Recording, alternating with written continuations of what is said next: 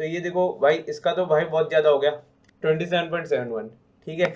तो भाई तो अभी देखो, पर इतना मिला, पर ये कैच बहुत सारे यूट्यूबर ये ठोक देते हैं, ठीक है। थोड़ा थोड़ा 10 मिनट का तो मेहनत करो कम से कम।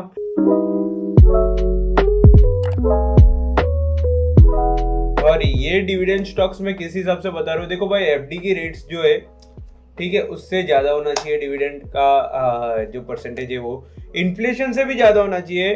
फन फैक्ट, अपना एफडी का रेट जो है वो इन्फ्लेशन के रेट से भी कम है, मतलब हाईएस्ट इन्फ्लेशन जो था ये साल में उससे भी कम है, ठीक है।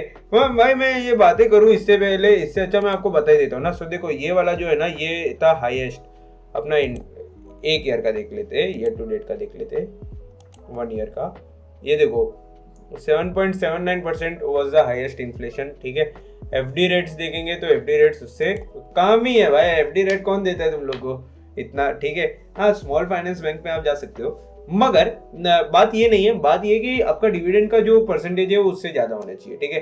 प्लस स्टॉक परफॉर्मिंग होना चाहिए, प्लस स्टॉक जो है वो नामचीन होना चाहिए, तभी आप उसके अंदर अपना मनी जो है वो पार्क कर सकते हो। And you can stay like कि ठीक है भाई, मेरे पैसे आ रहे हैं, मेरे पैसे बन रहे और मेरे पैसे लगे हुए, तो एक नंबर का काम हो रहा है भाई, पैसिव इनकम ठीक है। नए नए भाषा में बोले ना, जेन जी की भाषा में, तो पैसिव इनकम। पर इससे पहले मैं एक काम करता हूँ, मेरा इधर से निकाल दे, थोड़ा बड़ा हो जाता हूँ मैं, ठीक है। ओके, आखिर क्या है कि भाई तुम लोग को अच्छे से दिखो कम से कम, ठीक है। सो हाँ, ये है कि भाई पैसिव इनकम कमानी है, तो पैसिव इनकम कमाए कैसे, तो number 1 thing is dividend earn करो, ठीक है। डिविडेंड अर्न करने के लिए आपके पास पहले तो पैसा बहुत होना चाहिए, ठीक है। डिविडेंड मेजरली देखो, सबसे ज्यादा डिविडेंड भी आया ना तो वो 18% ही डिविडेंड आया है। मतलब अगर आपको 18 रुपया मिलेगा आपको, ठीक है, अगर 100 रुपया आपने इन्वेस्ट किया हो तो 18.8 टू बी प्रिसाइज, ठीक है। मगर भाई ऐसा आप समझोगे कि भाई मैंने 500 लगा और मेरे को 2000 का डिविडेंड साल में भी पर नहीं आता है, ठीक है। तो ये देखो, ये साल का डिविडेंड है, एक साल में इसको 18% मिला। ये वाले शेयर इंडस टावर का जो शेयर होल्डर था उसको डिविडेंड यील्ड है, ठीक है, तो वो इतना मिला, ठीक है, समझते हो ना।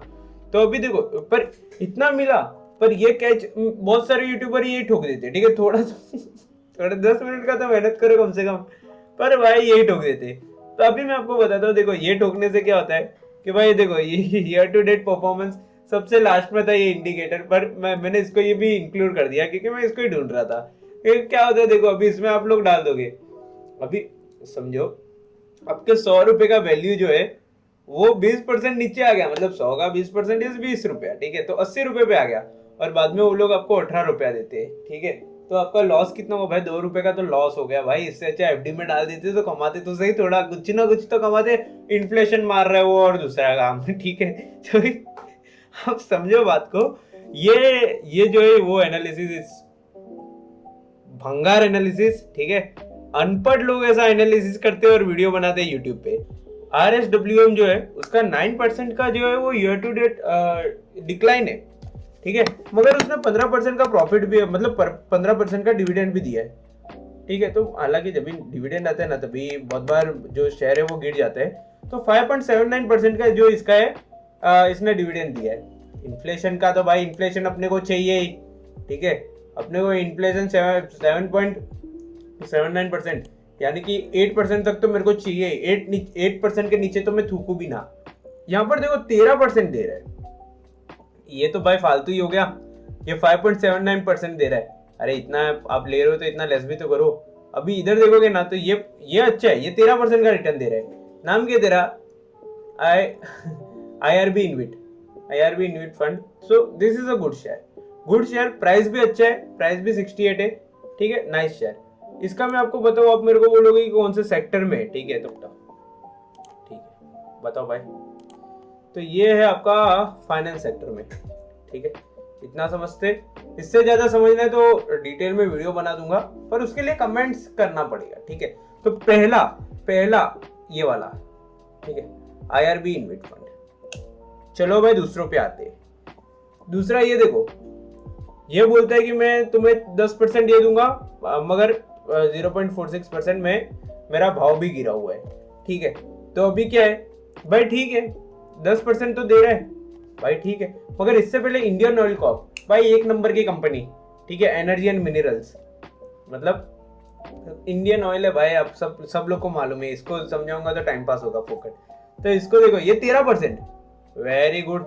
मतलब भाई आईआरबी इन्विट और इंडियन ऑयल, आईआरबी इन्विट और इंडियन ऑयल।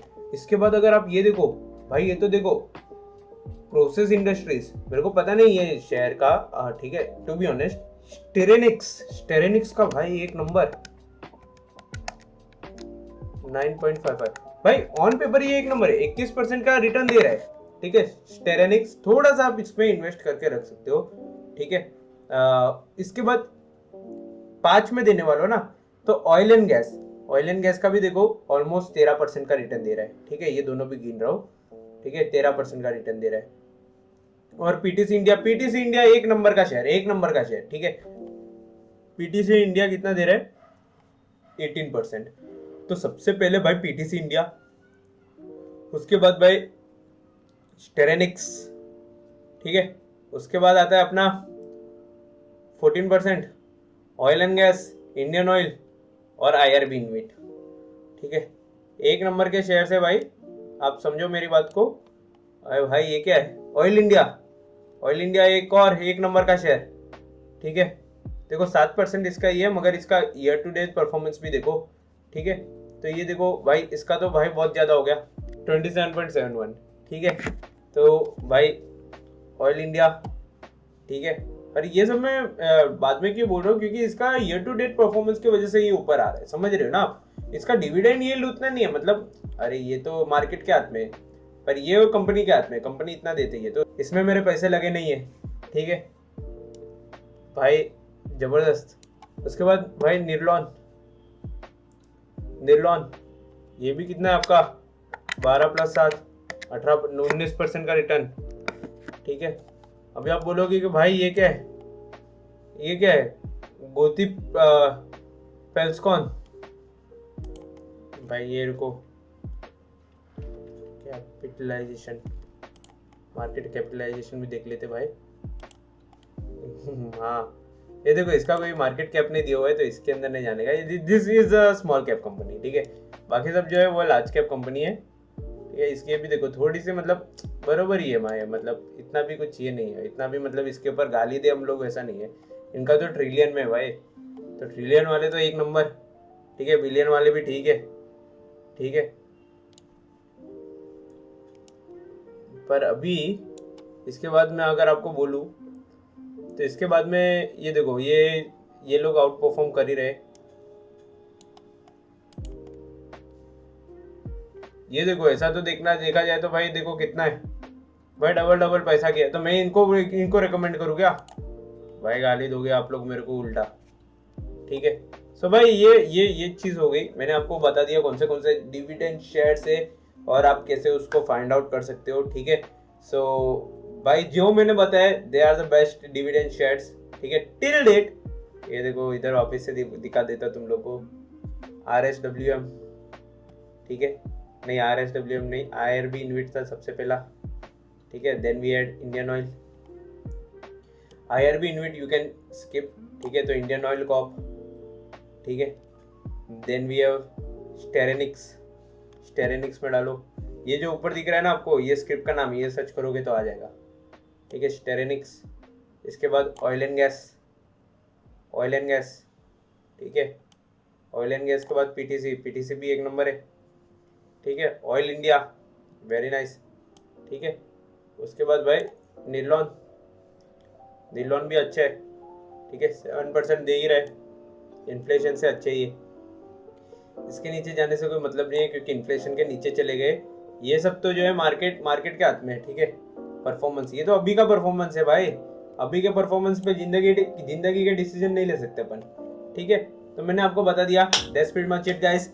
अच्छा लगा लाइक करो, बुरा लगा तो डिसलाइक मत करना कम से कम, ठीक है। कमेंट करना, गाली देना। That's pretty much it guys, you can rely on me, ठीक है। तो अभी के लिए इतना ही, सी यू गाइस नेक्स्ट टाइम।